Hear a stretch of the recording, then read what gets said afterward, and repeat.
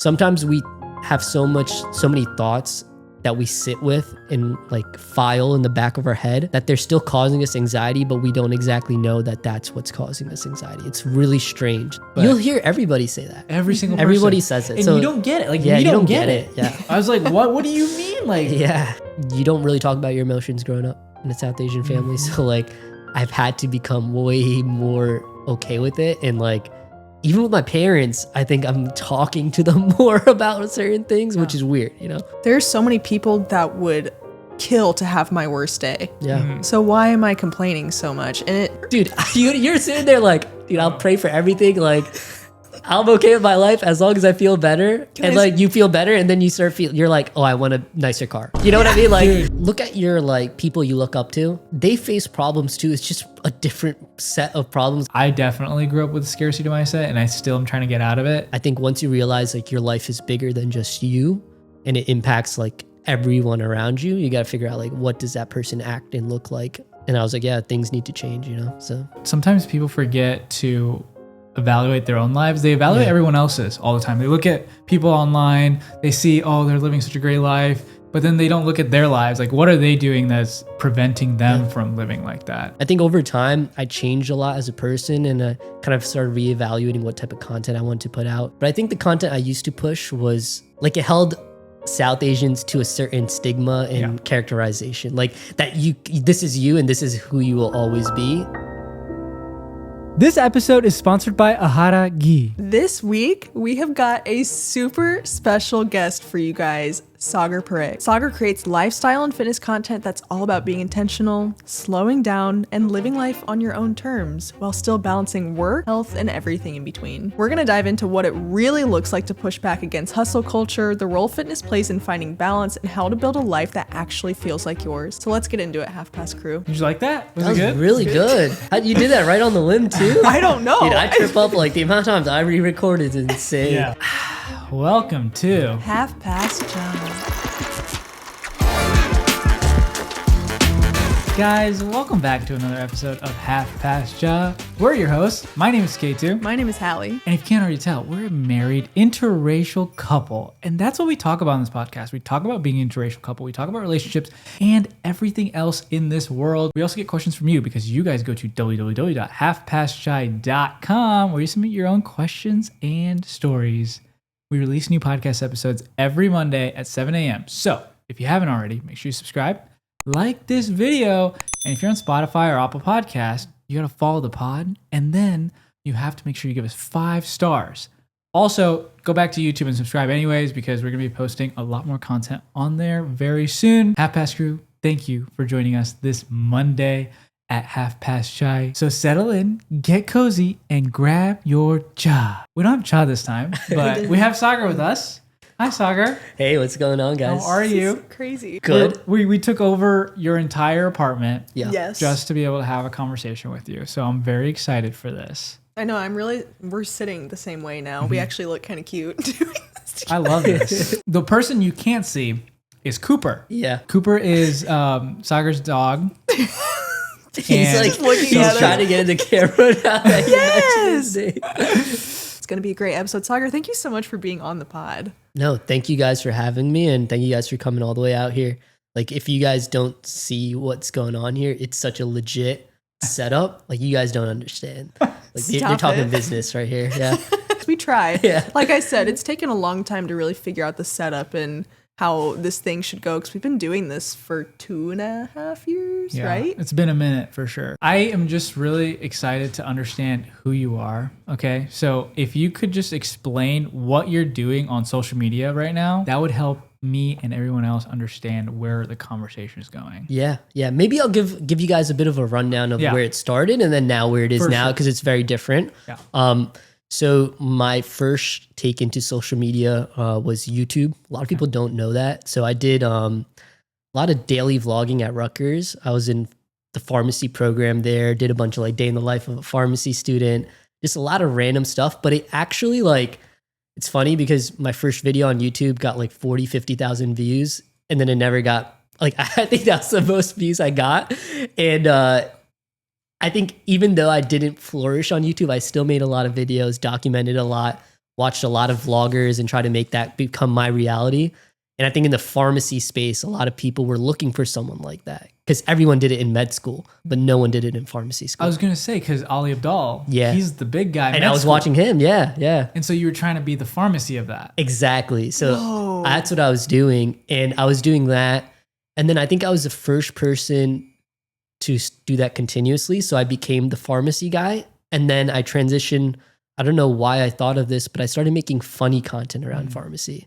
Okay. And that blew up. So all in all, pharmacy is a pretty small space. So I think my following was super niche, but the way that my life worked out, I ended up going into pharmaceutical marketing, which is more corporate. So then from there, my content was like corporate humor mixed with South Asian humor from like COVID times and like just being bored at home. And eventually I think it went just more on the way of South Asian humor. Okay. And I think from there, it blew up a little bit. It's getting a lot of attention. Everything was great. And I'm sure we'll dig into this a little bit later. But I think over time, I changed a lot as a person and kind of started reevaluating what type of content I wanted to put out. Kind of like made a very difficult choice to kind of pursue something new that I felt more aligned with, which is Powered by Parekh, or more of a, I would say, introspective, self-development, fitness-focused page. And I kind of gave up, like, I think before I was chasing the numbers, and now I think I chase more so of what feeling do I give people when they watch my content. I don't think I'm a comedian, but I think I have some sort of humor. I think I have some motivation, and I think I'm try to be as authentic as possible. And I want other people to feel the same when they watch my content. Yeah. You really did go from something very long form to a very short form. Which one do you prefer? You like? Yeah, I think so I've honestly tried to do a little bit more YouTube now, but it's hard. Like very hard. It was much easier in college because my life was more exciting. Like my day-to-day was it was like filming a TV show because I had my friends and everybody to take up camera time. Yeah. Now I don't really have, like I still have my friends, but I don't live that life of a college student. So much more different. I would at one point want to go more into like long form, but for now I've kind of merged a little bit of both. Like more talking, but also like it's never going to be like 10 minutes long. Yeah. You know? Why do you think you went from more of that South Asian to now completely kind of bringing yourself out of that space? Yeah. Not even South Asian focused. It's just mainly fitness and being, from what I hear when I watch your videos, it's like, how can I make my life better? Yeah. That's all. That's the kind of content that I see from you now is like, okay, this guy, if I follow him, then I'm going to figure out ways, tips, and tricks to have a better life. Yeah. So like, how you're being very mindful and intentional. Like I one video specifically I want to talk about before we jump into that, but your hook for one of your videos was, what if you're drinking chai from your parents for the last time? That stuck with me so much. That's a video. I really want you to explain kind of the concept of that, and then also what he had asked as well, because I think that really plays to the content that you're posting online.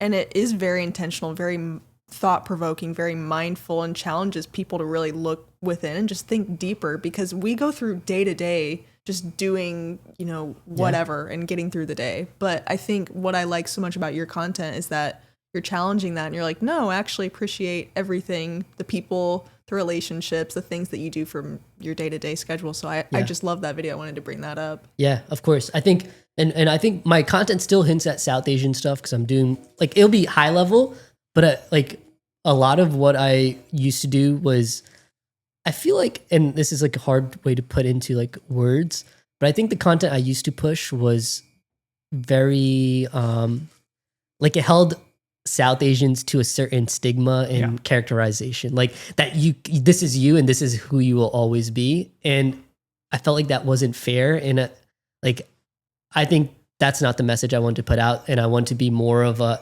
like, reevaluate what's important in my life. Like when I was living in Jersey City, I think what I thought was important for me was chasing the followers, growing my content, and getting fame around that space. Like, and then at the same time, I was doing a bunch of working out stuff, listening to a whole bunch of David Goggins, and like almost like this total like mindset shift hit me when like my life almost just like combusted.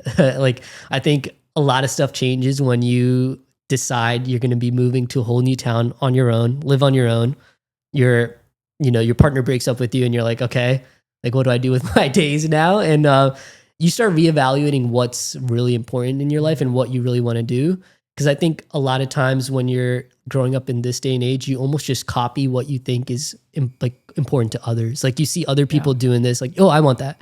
Oh no, I see them like lifting so many heavy weights. Oh no, I want to do that. Like, and it's like, what do I actually want to do? And I think Hallie, to your point, the video of like drinking your chai at your parents' house for the very last time, you never know. I'm not sure if you guys know Sahil Bloom or you see his content. I've heard of it. But I read that book. It's right here, 5 Types of Wealth. And I guess I started watching more different types of content that was from a perspective of people who already kind of quote unquote made it in life. And you start realizing when they talk about life, the important parts were never the money or whatever. It was more so of like who was important around them.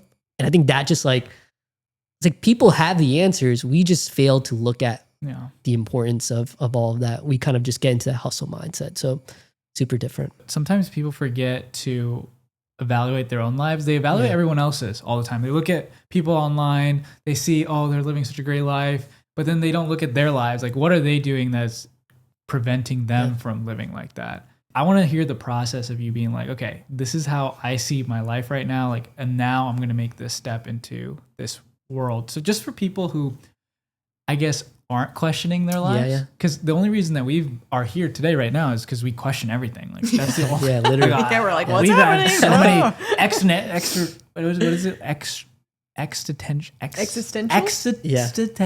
Honey, I cannot say that it's word. okay. We know what That's all right. That word, crisis, all the time. all the time. And we've had to just think about, okay, what's important to us and how are we going to change to make what we want to do a reality? So I want to hear your process behind it. And I want to, I'll be transparent here. Like I didn't do it all on my own. So when I moved here, I think for the first time I thought like, maybe I do need to talk to somebody else that isn't like my family or friends, like a therapist. And I think my first perspective on therapy was always like, oh, I don't need it. I feel fine. And like, I think your parents always kind of make you freak out about like, if you ever saw a therapist that you're like going crazy or like people look at it the wrong way.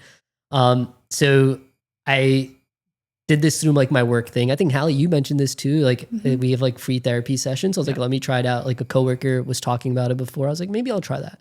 And I think the first therapist I got like totally did not relate to him. Like it was like, yeah, maybe this isn't for me. But then I was like reading online that sometimes you need to meet more than one therapist to find one that fits your vibe. And I found one that was like an immigrant, related more to like my struggles and what I've been through. And I think doing that, I think it first started off like bi-weekly, just having candid conversations. And I promised myself that I wouldn't let it just be like a performative thing where you just go there and expect all your problems to be solved. And I think the biggest thing I took away was like, let me journal. Like, let me actually like feel out what I'm feeling, try to say it to myself and like think about what I really want. I think I almost every morning I would sit here and just look at my journal and just write as much as I could and think about like 5 years from now, what would my life look like? I would ask myself random questions that I would find online that are good for journaling. And throughout that process, I kind of uncovered a little bit more, started reading a little bit more books. But I think the environment change also helped. Like you guys came to my apartment today. There's a running trail, super chill. You guys are saying like this is still kind of like a city, more of a city vibe than Indiana, but for me, it's like totally not city at all. So, all things considered, I think it was just a perfect blend of stuff, picking up running, journaling, and moving to this new place and really pouring. Like I designed it to like what I wanted it to be. Like when I wake up, I feel very comfortable.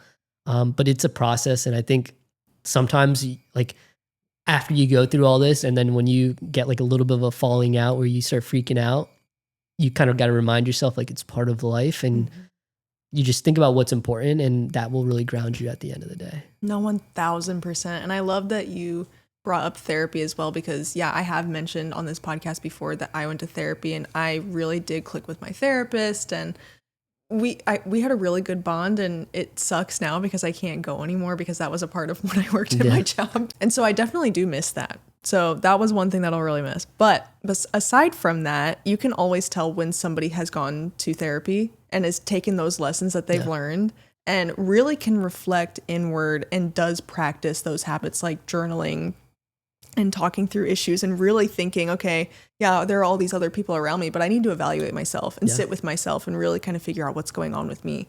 So do you feel like now, and I'm not sure if you're still in therapy or not, but do you still continue those practices? And I guess you said, yeah, like life happens, like you just need to kind of keep realizing like, okay, things are going to happen. This is how I handle it. What does your practice look like now? Like if you're going through a hard situation, like you're struggling? I've gotten into so much of a better headspace where I actually reach out to my friends and family when I feel a little bit overwhelmed. Like I'll almost like, it feels weird in my gut sometimes texting someone like, hey, I feel like kind of stressed, because you feel like you're putting that weight or like you don't want to stress them out anymore. And I feel like that's what your friends are there for. Like they want to hear about your life and like what you're going through. So I've put myself like way more in the realm of explaining or talking about my emotions, and in a weird way has poured back into me where my friends feel like they can talk more about what they're going through. And this is like guys, right? Like maybe like guys after college, we don't really talk about stuff like this. And now when we're getting into adulthood, they're getting married. There's like financial stress. There's a lot of bigger problems in life that you go through. So I've kind of brought myself to be way more transparent about it. And I think talking on social media in a weird way, like I think it's like self-therapeutic. Like you kind of just like explaining to people what you're going through and people relate to it. But I also like one of the biggest things that I think was important for me was like, I think I grew up, a lot of brown guys grow up with like, or brown girls, people grow up with like an immigrant household. A lot of times it's like patriarchal, like the dad is very much at the head of making decisions, and it's very, like there's a lot of power drained from everyone else, and it's like you don't want to get that person mad, right? So you're kind of like tippy-toeing around certain situations. And I'm like, if I fast forwarded my life, like who I would be as a partner, as a father, what would I want that to look like? And I feel like the path that I was going was not like what I wanted. So I was like, that I think was more like really down the line. Like, I don't know what that's going to look like, but I think once you realize like your life is bigger than just you and it impacts like everyone around you, you got to figure out like, what does that person act and look like? And I was like, yeah, things need to change, so. Especially like with your background in, being a brown guy and having that in your family almost, for me, it was always hard for me to actually realize, like to take a step back and look at the big picture. Yeah. Like, I don't know how to explain it fully, but I always struggled with thinking that I had to do everything. And that prevented me from actually trying to find the problem. Like the problem isn't what I'm doing. It's like I have to work harder to fix the problem or whatever it may be. I don't know. Sometimes I see a lot of people struggling with understanding how to find the problem. Yeah. And you don't know if it's a problem. Yeah. Like it's really weird. Like you don't like, I was living my life and I thought everything was just fine. Mm-hmm. And then like when things are actually like, if you guys run into a problem, you're like, it takes someone to tell you like, dude, you need to like realize you're doing this. Yeah. And then you're like, oh yeah, maybe there is something that I'm doing that isn't right. Like it's really strange because at first you think you're the one in the right. And I think when you reflect on it, like it's much easier to connect the dots looking backwards and stuff. But it's almost like your heart starts like beating really fast. You're like, oh my God, was my whole life a lie? Well, that's why it's so important to have like real friends that'll tell you. Yeah. Because there's sometimes like I ran into a situation where I realized a lot of my friends were just like agreeing with me all the time. Yeah. And then there was this one guy who came in to my life and started like questioning me about things and asking me a lot of difficult questions that I didn't have the answers to. Yeah. And that was the first time I was like, okay, maybe I should like look into this a little bit more and figure out how to live a better life. But that's something that is really important because I think a lot of times we just like live life because it's like such a routine and then you don't actually change anything. You just keep living. Yeah. And I'm just thinking too, from a relationship perspective, like it's different when friends tell you things versus when your partner or your family tells you things. Because you'll be like, oh, like we spend a lot of our time together, so maybe like I'm just irritated by this and like I'm feeling this way and I want to tell him this. But like a friend from an outside perspective, like I know who you're talking about, and he will challenge you and be like, but why are you doing this? You know what I mean? Whereas like if it's your partner, like if you question me, I'm like, well, I can do whatever I want. Like, blah, blah, blah, blah. You know what I mean? So like it's different if it's your friends, but then you said, is my whole life a lie? I don't know how many times we've asked ourselves that question. Yeah. Just like having like you get to your birthday. I think birthdays. Yeah. Like when we were like not kids, but like 21 and then like 25, those ages, when we hit that, it was like such a celebration. And now when I hit a new birthday, I'm just like, okay, I need to reevaluate my whole life because I don't know if it's the direction I want it to go. Yeah. Dude, I hate my birthday. I don't know what it is. You said you have a winter birthday too, right? Yeah, January. Do you like winter? No, I don't think I mean, I don't really like it's.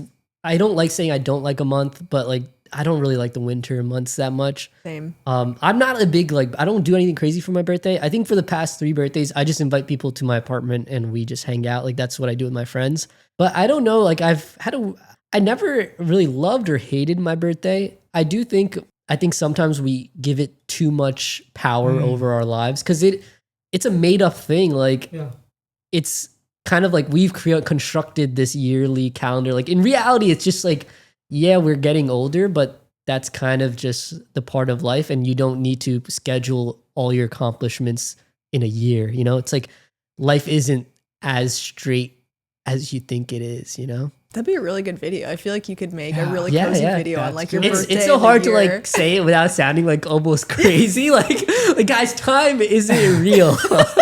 It's not though. And everybody, I think we're so guilty of this. And me especially, we compare ourselves to people all the time. They are on their own path and they have their own timeline that we don't even know about it, right? Yeah. Like there's so much unseen stuff that goes into somebody else's day to day that we can't even fathom because that's somebody completely different from us. I put so much pressure on myself financially. Like at this age, I need to be at this net worth or I need to have this much in retirement. And I think about that so much. And I don't know, maybe it's because we grew up with, I don't know if you grew up with like a scarcity mindset, but like I definitely grew up with a scarcity mindset and I still am trying to get out of it.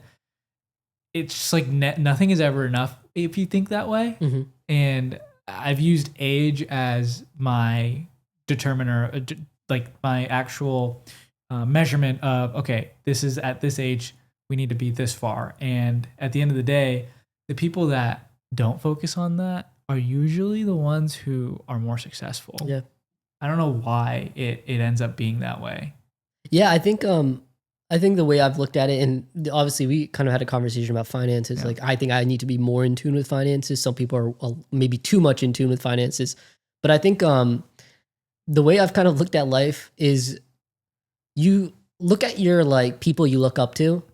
Yeah. They face problems too. It's just a different set of problems. Like when you make a lot of money, you're going to face a problem of, I want to should I buy this house? Oh, I bought this house. Now it's losing a lot. You're going to get a headache from somewhere else. So like, I think as long as the way I look at it, I know if I lost all my money today, my parents would still be there. My sisters would still be there.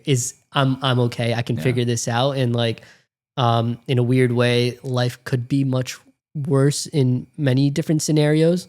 I think I made a video about this was like, I think we spend a little bit too much time thinking about all the things that could go wrong. And then that takes away from the time of actually appreciating the things you have, right?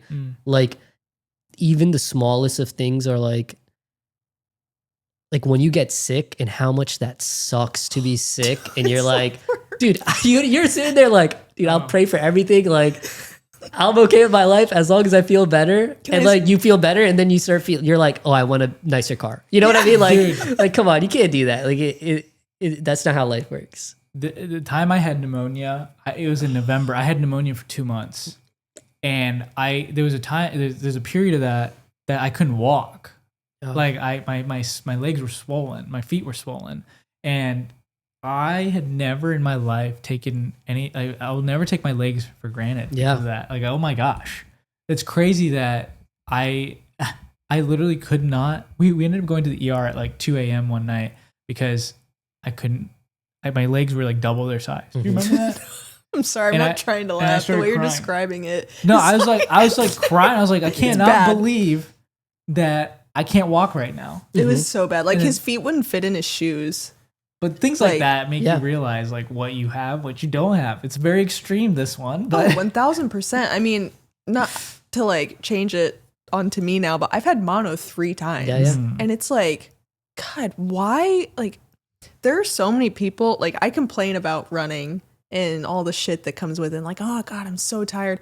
There's so many people that would kill to have my worst day. Yeah. So why am I complaining so much? And it takes, unfortunately, it takes something like getting sick or getting injured to fully realize that, or to see somebody you love in a hard situation for it to be like that. So I feel that completely. I want to pivot a little bit because we haven't talked about this at all, and we don't even really know that much about you still. So I want to know a few things, a little bit about your childhood, like where you grew up. Obviously, we know where we're at right now.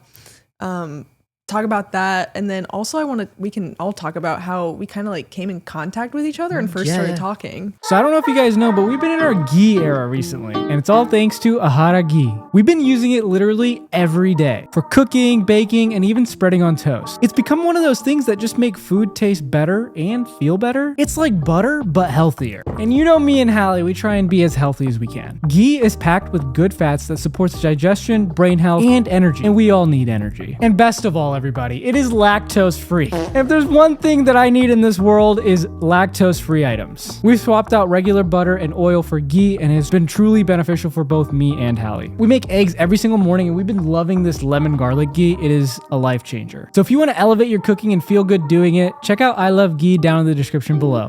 Yeah, so my childhood is actually really strange. Not strange, but I don't think many people expect this from my childhood. So my parents, when we came here, we were living in New Jersey. My parents were immigrants, obviously not making too much money. We lived in an apartment, like a super small apartment, for the first 16 or 17 years of my life. And it was in a pretty, like, I would say not so great town, like just in terms of like what went on around there.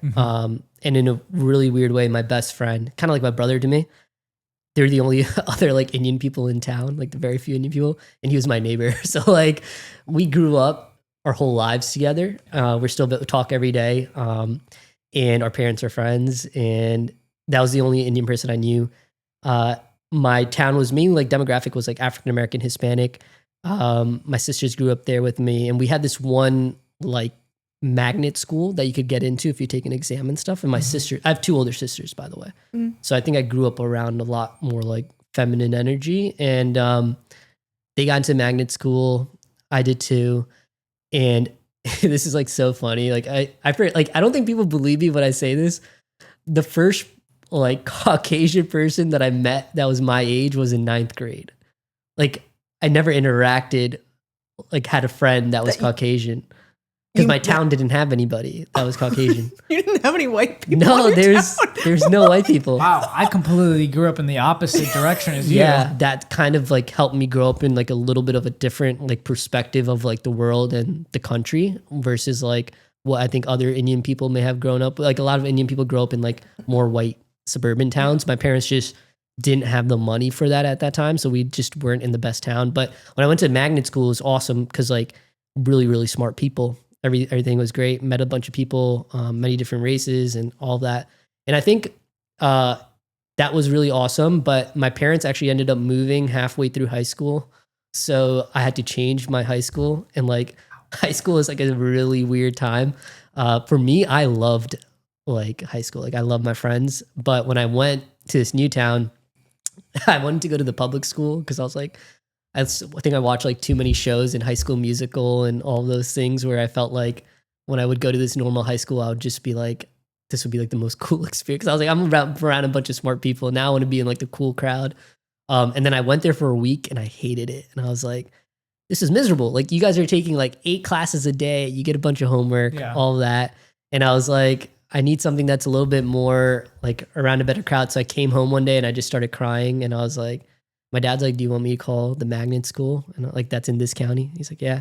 So I ended up transferring, met a bunch of people. And like, I say this and like, obviously I don't really like put too much importance into high school now, But I say this only because I've went through 3 different schools and I've met with many different types of people. And I think that just made me into someone who kind of seeing things from different viewpoints. And I think that's helped me as I've grown into an adult to understand like, hey, when I'm in this part of my life, I still need to understand the viewpoint of what somebody from this part of their life would feel like. But I think beyond all of that, the biggest thing for me was probably like, I probably never say this to my sisters, but they're like probably the biggest influences on me, because For sure.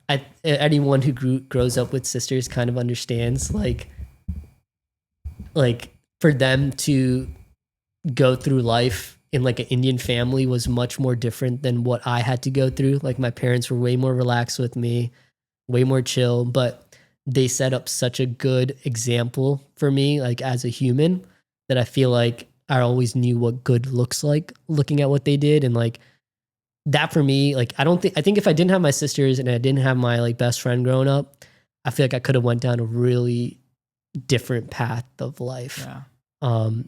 And then like the friends I made throughout high school, college, I think the biggest part of my life, sometimes I think about this, is just who's been in my life throughout the phases and how they helped me get to where I am today. Because sometimes as a creator, you sit so much doing your own stuff, but everything you pull from is your memory, your experiences, and those influences.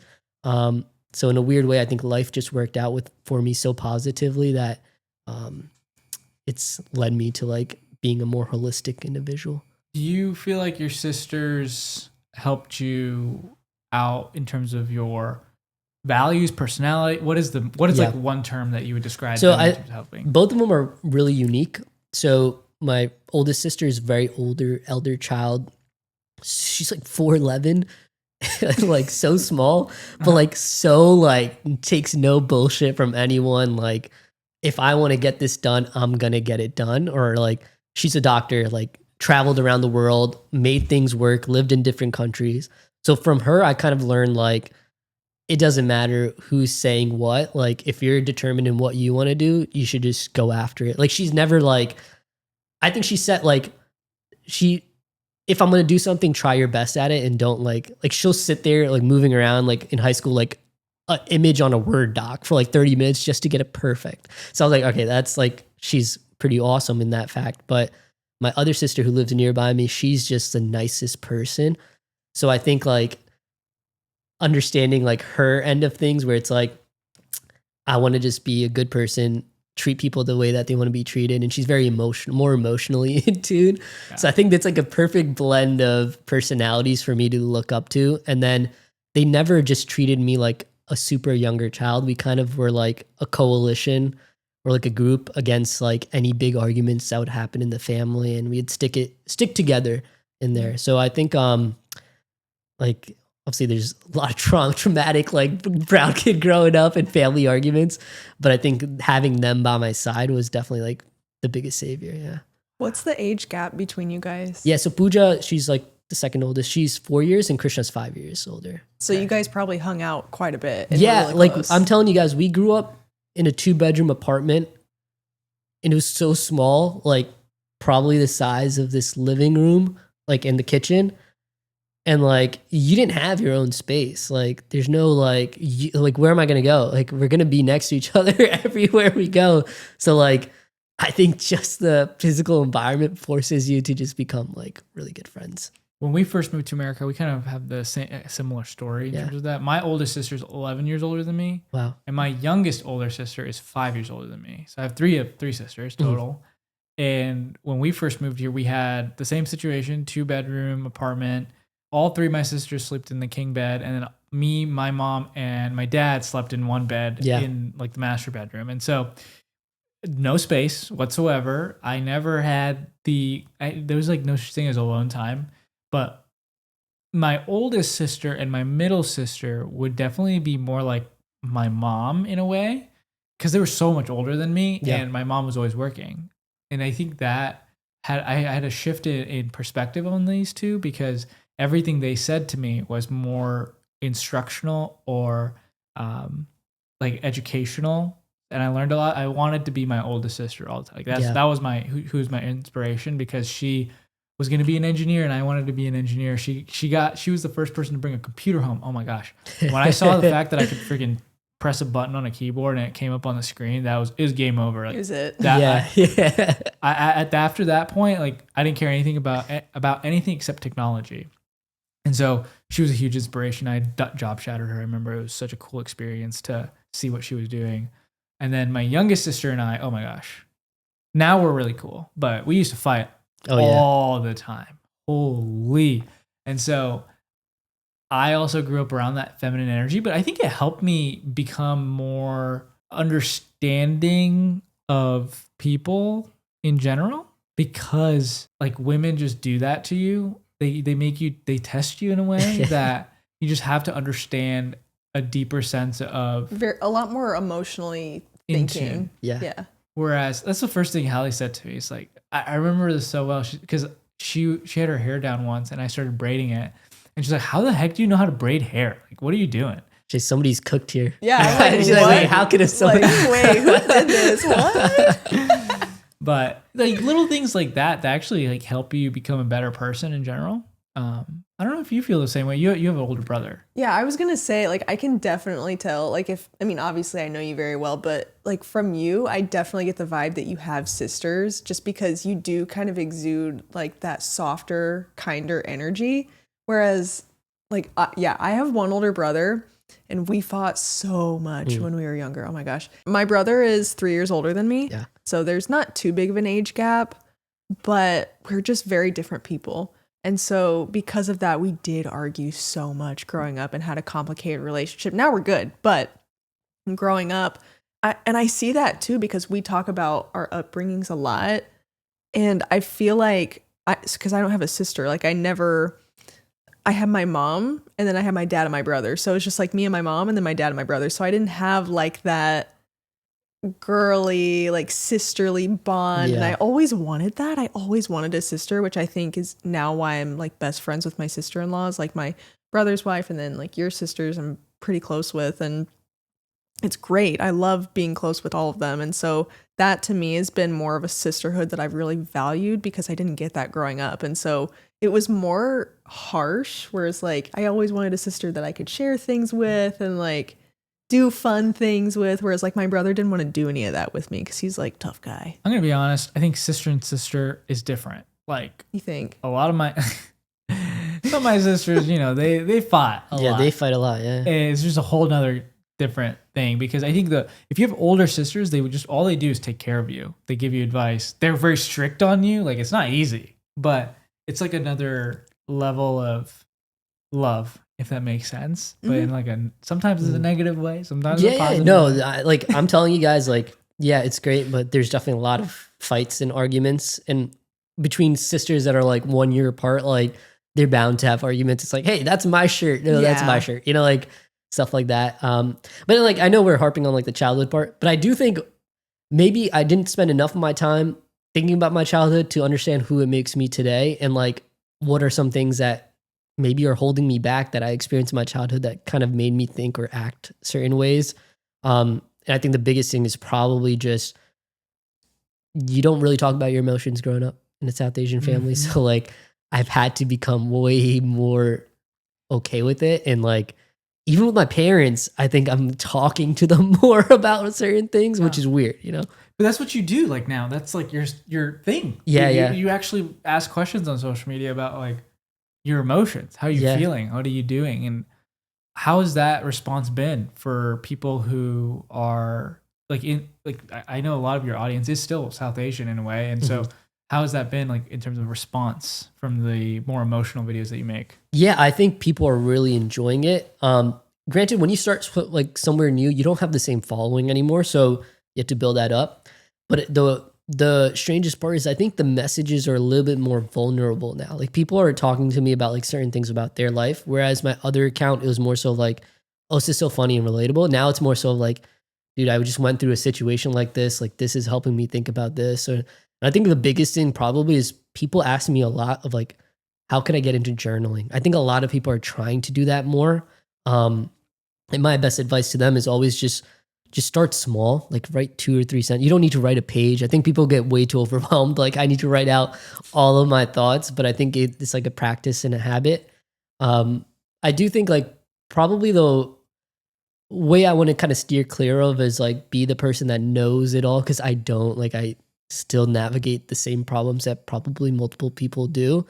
But I want to make my account like a safe space for people to just chat about their life or like kind of think through more questions that we avoid just out of like being scared of asking ourselves certain questions. That's what you tell me all the time, just how important it is to really document your thoughts and what you're feeling, because yeah, you can think about them, but I used to journal. Now I like do it on and off, and like I know I need to do it, and like you just set me up a couple days ago on the journaling app, so I know I need to do it again. And I did it on my phone the first day of our road trip, but I haven't really touched it since. But even then, I'm like, man, this was so I just like kept typing and typing and typing for like 5-10 minutes. I'm like, gosh, is this what I really think about all day, every day? Like, it's so nice to actually get it out somewhere. Yeah. The journaling, so I use the journal app on iPhones, like everybody has, it like automatically downloads. I started doing like daily writing in like, I guess you start when you're in high school because you get agendas, right? Yeah. And then in your agenda, you got to write your homework down, whatever it is.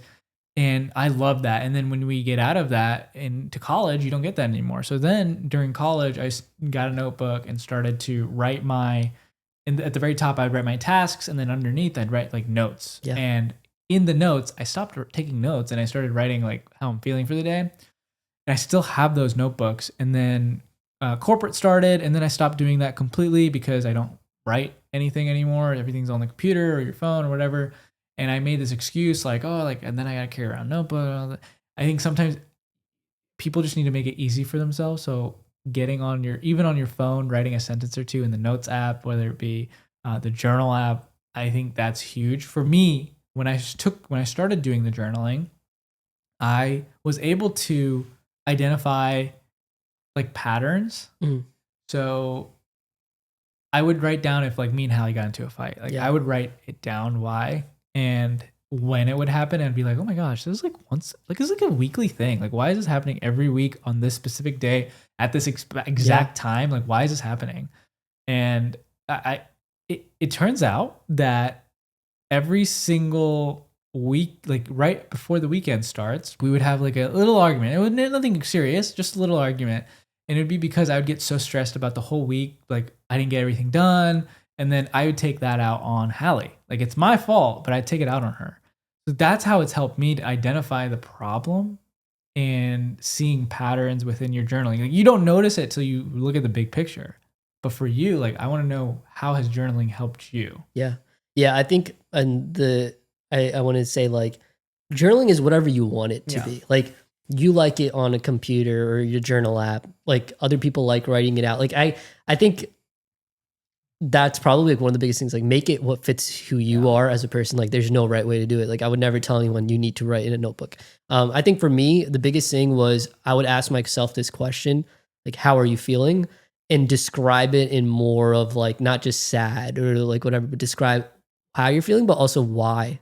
So I started recognizing little things in my life that were stressing me out more than the importance I gave it. Like sometimes there would be things in the back of my head around work or like life that I didn't always think about. But then when I sat down and thought about what was stressing me out, I'd be like, oh, this is that. Like, okay, I can handle this. Like, let me think about what I can do for this. Like sometimes we have so many thoughts that we sit with and like file in the back of our head that they're still causing us anxiety, but we don't exactly know that that's what's causing us anxiety. It's really strange, like really, really strange. Like you got to bring it, like it's like an internal anxiety is, I think the way stress is like something that you know is stressing out. I think anxiety is like something you don't really know, but you still feel it. Mm-hmm. Yeah. And I think when you're able to identify the exact factor, you're able to address it more head on.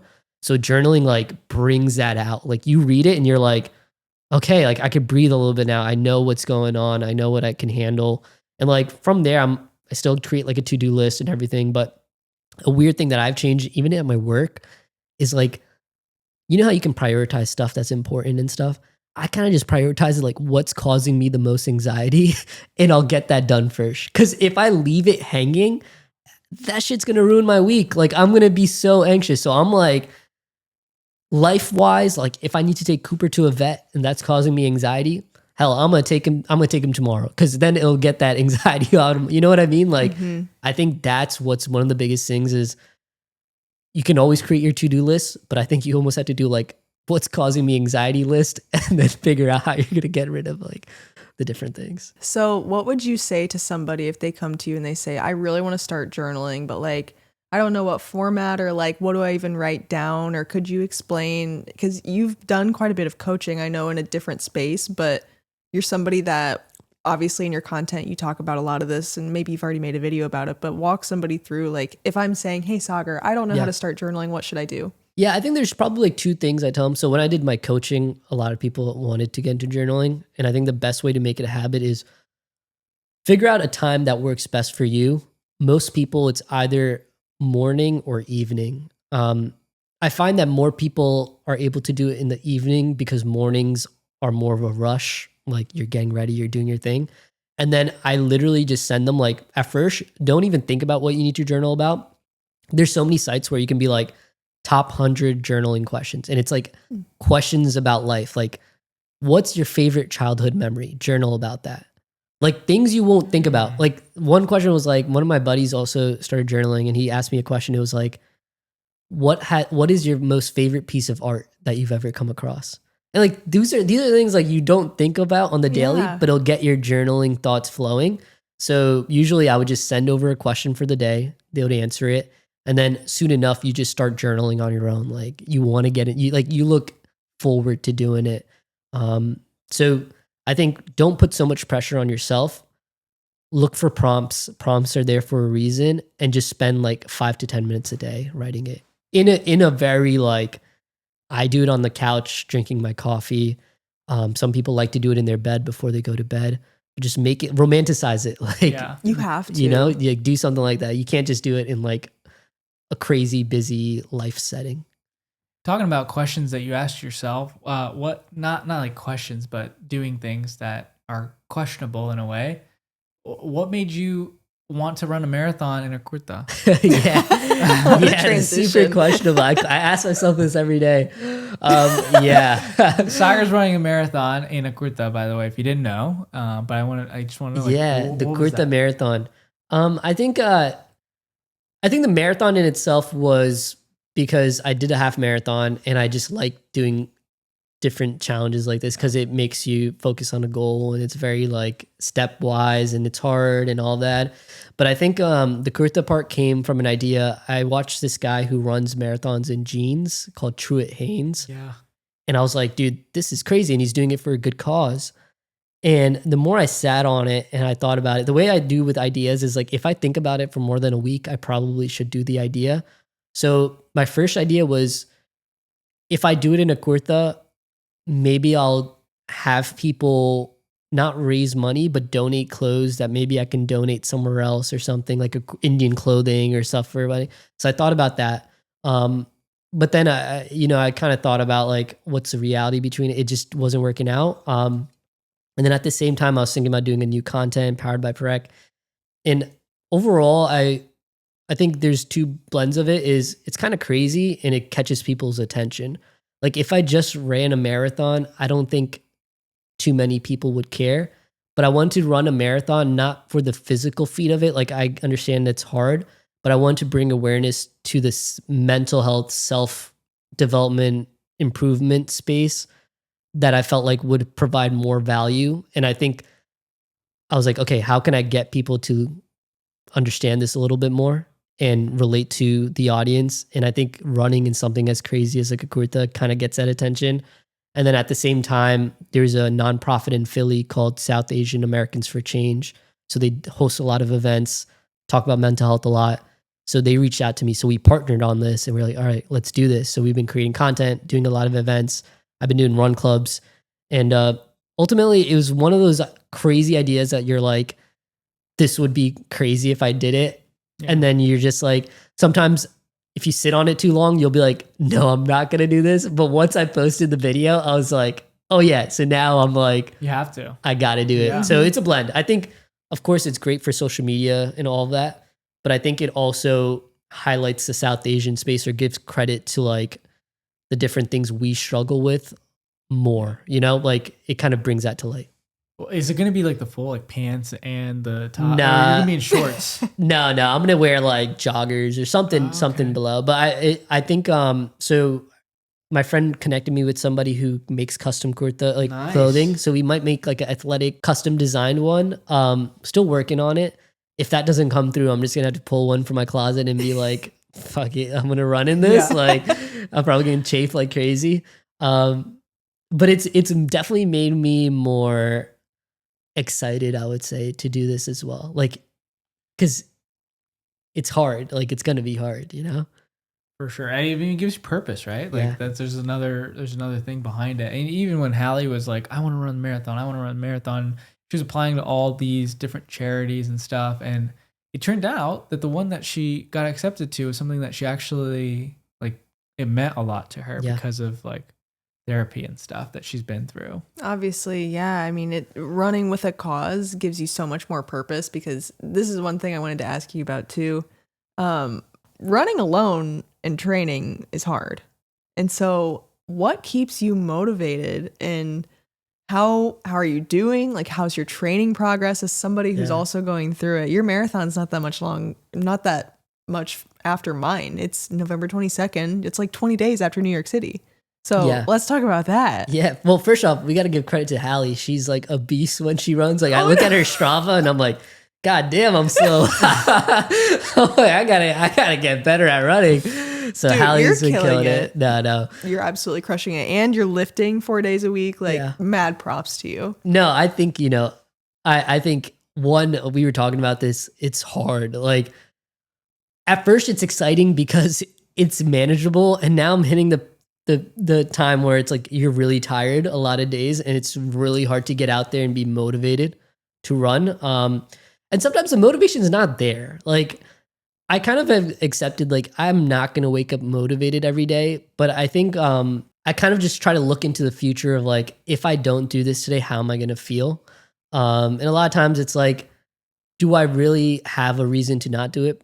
No. Like one of the biggest things you've kind of noticed, this has been like a huge life-changing thing, especially when you're running, is your mind constantly negotiates you to stop because it's getting very uncomfortable. So like at first your negotiation starts when you wake up in the morning and it's like, just sleep in, you could work out later, right? Mm-hmm. And then you pass that negotiation and then you get to running and you're like, I got 7 miles to do. You get to like 5, you're really not feeling good. You're like, well, I did 5, I could just stop here and that'll be all right. So like constantly your mind is gonna be negotiating with you.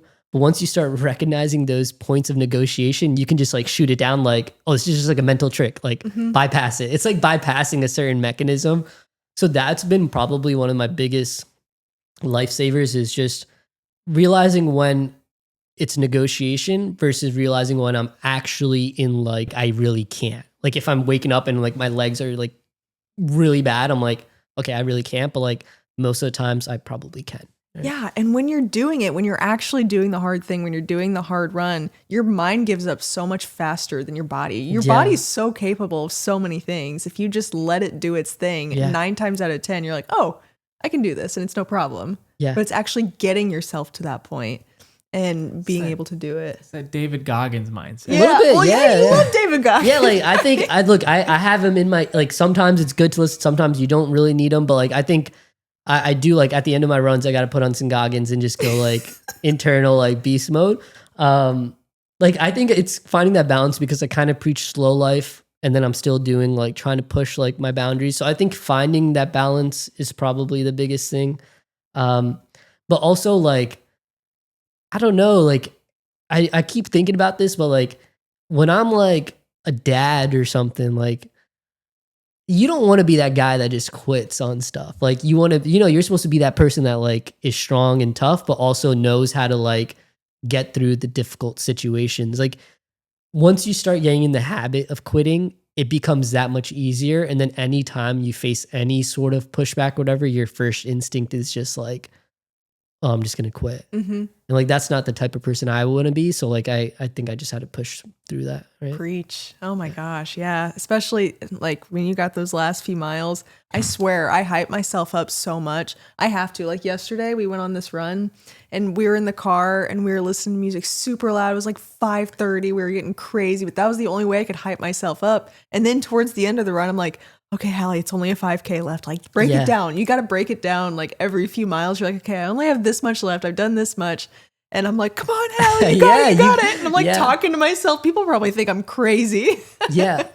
But true. I mean, like it is so hard to find that motivation. And back to mental health, bringing awareness and representing something that actually is a cause you believe in. That like, I think about obviously the New York City Marathon. I'm really excited. But the fact that I was selected to fundraise for a cause that I believe in so much for people that don't get the care that they need in underserved communities is like, it's absurd to me. And as an American, I have that privilege to be able to think like, oh my gosh, I can, like I could go to therapy. I could get this service, but not everybody has that. No. And so that is something that fuels me so much. And it sounds like your mission fuels you that way too. That is like the one thing aside from actual race day that motivates me, because otherwise training's a bitch. It's awful. It's so hard right now because the initial excitement is worn off. Yeah. I'm right in the trenches of it, and it's like we're starting to see race day, but it's still hard. I think the one thing, and I question all creators or influencers or whatever. Like one thing I've started asking myself, like, if nobody saw any of this, if you weren't a content creator, would you still do it? Like, I think that's a bigger question that you got to ask yourself, right? Like, it's really difficult to kind of create content and then do certain stuff because sometimes we do things because it is a good content play, right? But you also have to ask yourself as an individual, like outside of all these cameras, outside of all of this, who are you as a person, right? Like, I think that's like, I think I've grown into much more trusting of who I am as a person. Whereas when I was like in the full content creator mode, a lot of the stuff I did, like for the stories, like waking up at like crack of dawn was more so of like getting that attention and that validation from everybody. Now I post a lot less, but I'm living still like the life that I like I'm still the person that I truly believe I am versus the other way around where I'm doing it because I want people to perceive me a certain way, you know? Yeah, I made videos since 2014 and in 2018 and 2019, I vlogged the 2 years of my life. And most of my videos would get 100 views and then might be one that got 300 views. And I was so excited when that happens. But then everybody always asked me like nobody's really like watching. Like, why do you keep making videos? And I did this seriously for 2 times a week for 2 years straight. And the one thing I was told is like, I don't think I want to do it. Like, this is all I want to do. Like, there's nothing else. Like if nobody watched it, I'd still do it.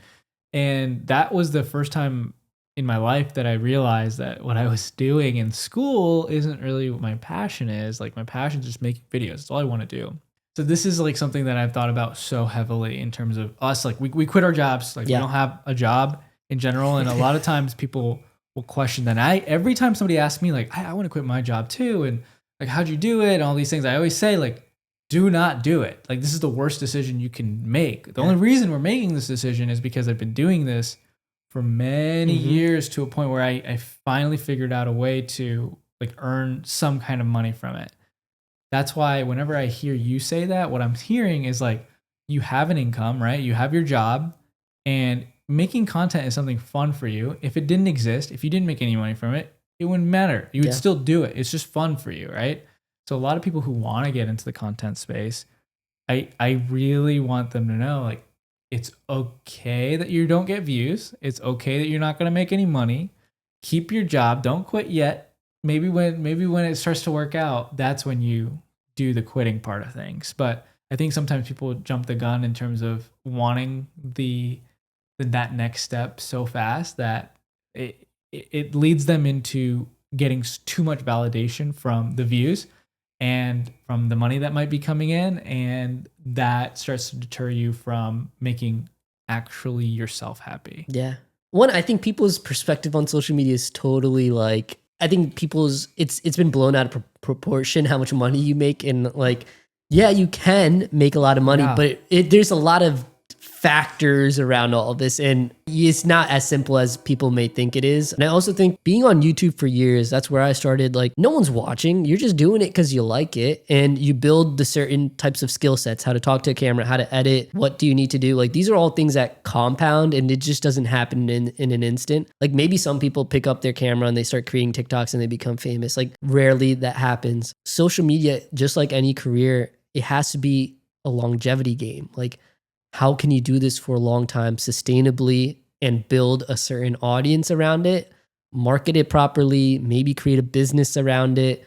Like, these are all little things that maybe people don't think at the start, and you shouldn't. Like, you should do what you want to do. It's not something you just go all in on a whim. You balance certain things, you trim your branches when you can. But like, for me, as you said, like, Mike, I like doing my career in the social media at the same time. Maybe my life will lead me in a different place a few years down the line. But the part I never want to end up at is hating social media, not having anything to support me, and then now being like kind of like in a stuck place. But also at the same time, like, dude, sometimes we think too much of these risks. Like, is it really, like, you guys have been working for years. Like, if this all goes to shit, I'm sure you guys will find a job. Like, if you guys are doing this right out of college, might be a little bit of a different scenario, but that's not what life looks like for you guys. And you guys have really properly understood the risks, but also you guys have gotten rid of the risks because you've saved up enough in the kind of like the short term. And then you also have other skills like your media company and everything. Like, everything is so different per person that I could never tell anybody what decision is right for them. It's just dependent on who you are. But I will say, like, don't underestimate how hard social media is. Do you think there's a difference between like influencers and content creators? Yeah, I call myself a content creator now, less of an influencer. But, I think there is a little bit of a nuance of what you're creating. Like, the podcasts, the types of videos you edit and stuff, the meaning behind the videos is much different than maybe someone whose vibe is more like just physical, like beauty. Like I think some people are very famous, but it's not like their content is more so like just them and a song. Like, you know what? I don't know how to explain it, but it's much more different. Like, it's still content. It's just a different audience that they're targeting, and whatever you want to do, whatever message you want to put out there, it's up to like what you like. It's on a person to person basis, but yeah, social media is what you make of it. Yeah. And we talk about that all the time because if we work with like a brand, or if we work with a client for our media business or whatever, we don't want it to just be a one-time thing. We want it to be a long-term, just transactional interaction that we have. Like, social media and partnerships anything really that is successful in life is a long game. Yeah. Like, it's not just, I'm just going to make these cute little trendy videos. No, we want to build something really sustainable on our social media platforms and with people so that we can keep this thing going. Mm-hmm. I think it's more about like the brand you build. When it comes to like success online, I feel like you have to actually build a brand. It can be your own, like your name can be a brand, but like for you, Powered by Parekh, that's a brand you're building. It's not really, to me, it's not social media or content based. It's like an actual business in a way. Like your personality is a business. I think people forget that sometimes. Well, if you had to describe Powered by Parekh in like 3 words, 1 to 3 words, whatever you want to do, what would it be? Powered by Parekh. Yeah, perfect. I think it'd be like introspective, aspirational, authentic, I would say. I feel like I think the feel, or cozy, like even like Love everything it. I do for it is I'm trying to build like that brand of chill, conversational, not so serious all the time, but also like a vibe where you feel more like vulnerable and open and honest. And then also like I put like from everything from the lighting to the jazz music I put in the background, it's all to make it feel like chill, like I think that's like, I've been trying to think like the content I should put out there. There's a whole world of social media, which is so in your face and trends and fast paced edits and all this. I want to be that post that's like slow down and let's like have a chat, you know? And you curate that so well Yeah, too. I can thank say you. now from spending time in your place, even the way that you just live really fits that vibe and it comes across so well in your content. And that's why I love your content. I Oh, describe thank it as you. very cozy, very personable, very intimate, just in a sense where it feels like you really have a relationship with the person who's watching and that you just, I don't know, it's not like you're trying to get anything from it. You're just being so genuine and real. And I think a lot of people respect that. Thank I you. describe it as like authentic and unique because whenever I see like we recently haven't made too many trends. Like we'll do it once in a while here and there, but we started doing a lot more original content or talking content because it's more our style in a way. And even though it's going to get less views, Yeah. obviously trends are always going to get more views. But it's gotten us to think more, like use our brains a little bit. Yeah. And that's actually fun. It's Like, fun, right? It's actually creative. fun. But I've seen that with you is like you, every time I see one of your videos pop up, it's so refreshing because I'm never going to see another video like this. Yeah, Like yeah. it's different. So I love it. But I think we're going to be moving into rapid fire, right? Yes, Natalie? I have do a it. few questions that I want to do for you. They're kind of like this or that, but rapid fire. All Sure. right. Number 1, happiness or success? Happiness. A lesson that you keep learning. Don't compare yourself to others. Oh, banger. Change the past or see the future? Neither. Oh, interesting. Why? I wouldn't want to change the past, like, because I think who I am today is probably because of my past. See the future. I don't know. I feel like that would almost like I don't know what I'm gonna see, but that's something I want to be surprised by. I feel like if you see the future, it won't happen. Yeah, No, yeah. I don't know how I that would bet. work. Like I don't know how that would work, but I just would rather not. Yeah. Yeah. Okay. What grounds you? Cooper, my dog. Yeah. Aw. He's looking up at you too. He's like, yeah, thanks, Dad. Comfort or growth? Growth. Coffee or chai? Coffee. Interesting. So just like black coffee? Yeah, I think I love chai and I love drinking it like when I'm at my parents' house or even when I'm out. But I think coffee gives me more caffeine, so I feel way more like energized throughout the day after drinking it. I also think coffee has a little bit more variety of flavors and options. So I like that because I switch it up quite a bit, like on what I drink. But I love like I used to drink a lot of like iced coffee and like cold brew and stuff. Recently, I've been doing more like hot coffees. I like it. Oh, yeah, that was my next question, hot or iced? Yeah. So right now, hot? Hot right now, hot. Yeah, Yeah, you're running a marathon. You need the yeah. caffeine. Gets you through the I day. really do. When you don't get those nabs, you need it. Yeah. Strength or cardio? Cardio right now. Yeah. Instagram or TikTok? Instagram. Early workout or late night grind? Early workout. Dream collab? Ooh. Half past job. Yes! It Here we definitely are, doesn't baby. have to be that. I said Sahil Bloom. Okay. I think in a weird way, like his content for me was just like he's an Indian guy, so it was cool to see something different. And I think he practices what he preaches. So Yeah. we always end the podcast with like a question that is a little bit thought provoking. And I guess my biggest, from the whole conversation we've had, it sounds like you are, number one, very focused on, you have a good idea of what you want to do Yeah. in the current moment in your life, right? Yeah. You're not focused too far into the future. You're not focused on the past. You're like, let's figure this out right now. Yeah. That's what I've heard so far. So I want to know your definition of success. Yeah, and I would say sometimes I do think maybe too much about the future as well. Like, I think for a brief moment, I was like, I want to start a business. Like, I don't know what it was. Like, I would constantly just think about this stuff. Like, if you guys, like, all the things I don't think people see is like when I drive, I listen to a podcast about like entrepreneurship or content creation. Like, I think it's all those small things that people probably don't see. But I do think about the future quite a bit. But I try to stay grounded. But I think my definition of success, honestly, like, I love. In a weird, I keep bringing up family, but I think my life perspective has changed quite a bit because my oldest sister just had a kid. Yeah. And like I love them to death. And it kind of shows like how much little other things matter when you have your family. So probably, hopefully meeting like the love of my life, partner or whatever, spending my life with them and then having a kid and like providing them a childhood and a life that's probably better than what we grew up with, but like being surrounded by my parents and everybody else. I think when I think about happiness, a lot of it just kind of gets surrounded by people and family. Work, I think work will always be there in some sort of way, but I don't think it will never be my number one priority.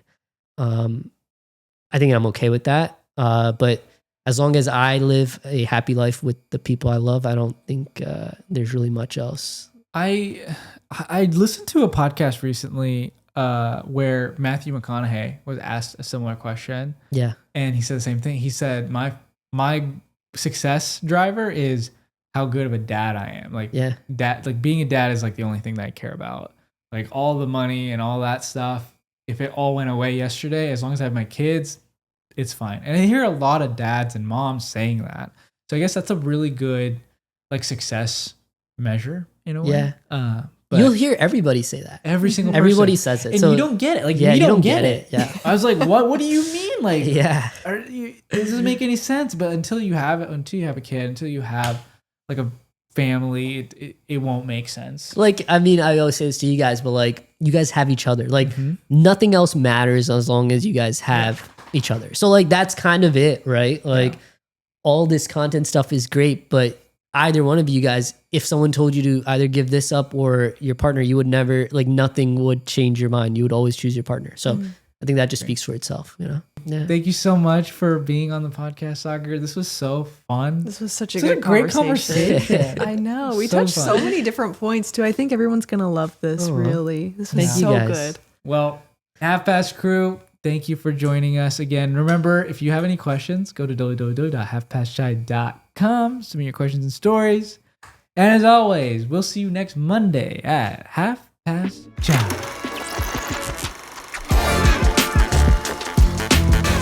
This is so fun. Was that good? This is so good.